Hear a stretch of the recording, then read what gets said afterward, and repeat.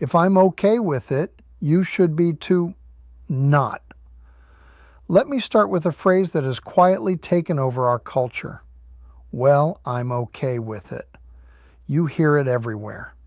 Someone does something questionable, reckless, irresponsible, and when someone raises a concern, the response is, relax, I'm okay with it. But here's the problem. Just because you're okay with something doesn't mean everyone else should be.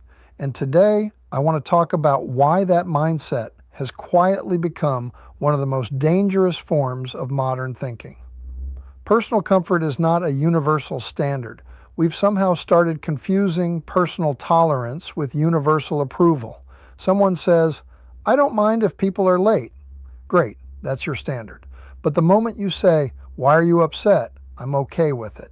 Now you're trying to make your comfort level the rule for everyone else. And that's where things break down, because your standards are not my standards. Your boundaries are not my boundaries. Your values are not automatically my values. The phrase, I'm okay with it, often becomes a shortcut for lowering the bar. Let me give you some examples. Someone cheats in business.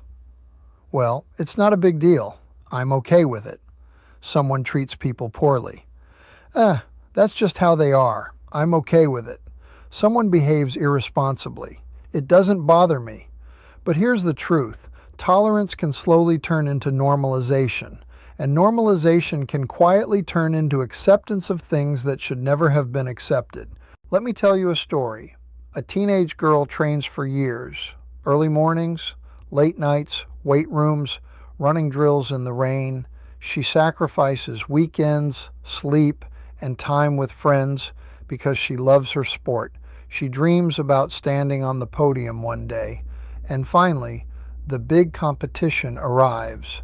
But something is different this year. She's told that someone competing against her is biologically male, but identifies as female.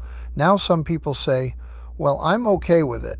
They say it's inclusive, they say it's compassionate, they say it's progress, but the girl standing on that starting line might not be okay with it. Her parents might not be okay with it. Other female athletes who train just as hard might not be okay with it. And women who fought for decades to create women's sports and women's spaces might not be okay with it either. And that's the point.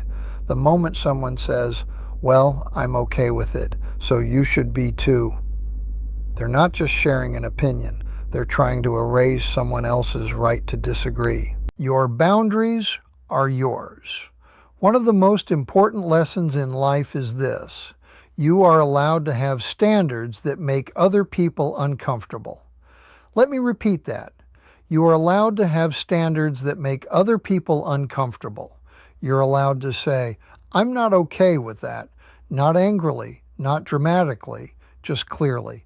Because boundaries are not about controlling others. They're about defining yourself. The pressure to conform. When someone says, I'm okay with it, what they often mean is, why aren't you? And that's subtle pressure. Pressure to relax your standards.